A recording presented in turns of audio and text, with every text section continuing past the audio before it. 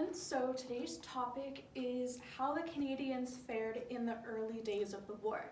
Now, just like the last video, not every single thing I say is written on the board, just because that's a lot of information, so make sure that you're also taking notes as I'm talking, just to fill in anything that I might have missed in my writing. Now, also, I know that this is a topic that interests quite a few of you, and that a lot of you have done your own research on it and know lots about it. So if there's any good information, or if you have any resources that you think are really cool, please send them my way. I'll take a look and I can share it with the rest of the class, so that will be awesome.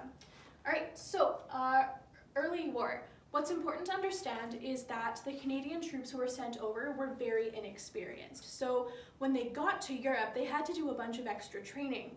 Now, let's think about what the Germans might have done. Do you think that they just kind of paused and were like, okay, hang on, wait, the Canadians need to finish their training, halt the war, let's wait for them to finish so that we can fight equally? No, absolutely not. Obviously, they're going to keep pushing on while the Canadians are training. So the Canadians are being forced into war way before they're ready, right? Now, what the Germans were doing on the land was they were using a strategy that they called blitzkrieg, which translated from German means something along the lines of lightning war. So what that means is they basically sent in all of their troops, all of their artillery, their tanks, their planes, everything, and just completely overwhelmed the opposite side. They had way more people, right? They were more trained, so they would just go in, absolutely destroy them. And what this would do was force a quick surrender on the other side, and then they could continue to advance. So with this strategy, by June of 1940, remember, the war started at the end of 39, September, right? So June 1940, so less than a year, France, Denmark, the Netherlands, Belgium, Norway, and Luxembourg had all fallen. They had all surrendered to the Germans. So the Germans started off very, very successful. Now, after this was done, Hitler goes, I want Britain. But the British army is, they're very well trained, they're really good at what they do, so he's like, okay, I think it would be a waste of our resources to try to attack them by land because their air force is just going to bomb us and destroy us. So what they do is they focused on fighting in the air. This is referred to as the Battle of Britain, and I'm going to also post in my Instagram bio a link to a YouTube video about it. It's 90 seconds, and it does a really good job explaining of what happened. So they're fighting in the air. Hitler launches this operation on July 10th, 1940, right? So right after all this happens.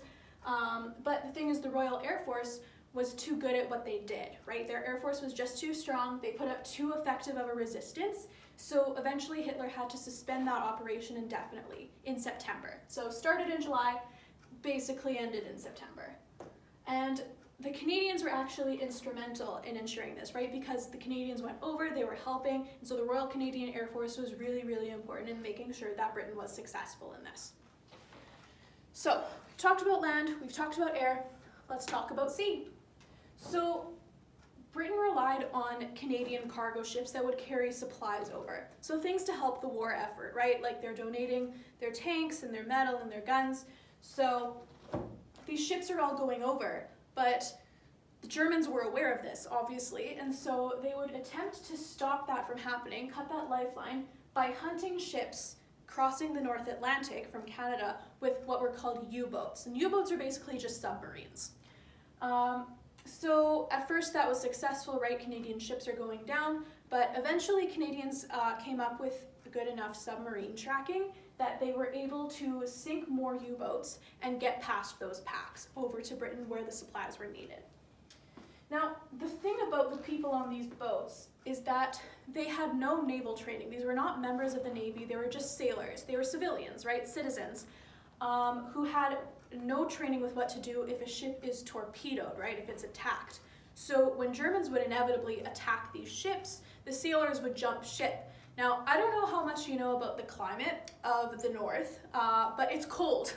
And even, in the time of this, like in the summer, the ocean is not a place you want to be. It's still very, very cold. So sailors who jumped ship would die of exposure just from the ocean within 5 minutes. It just was not a sustainable, they couldn't survive, right? Either you're stuck on a burning ship or you're gonna drown in the ocean. So these guys ended up suffering a higher casualty rate than any of the Army, the Navy, or the Air Force. Not all three combined, but of each of those, right? So a lot of civilians lost their lives just trying to get supplies from Canada to Britain.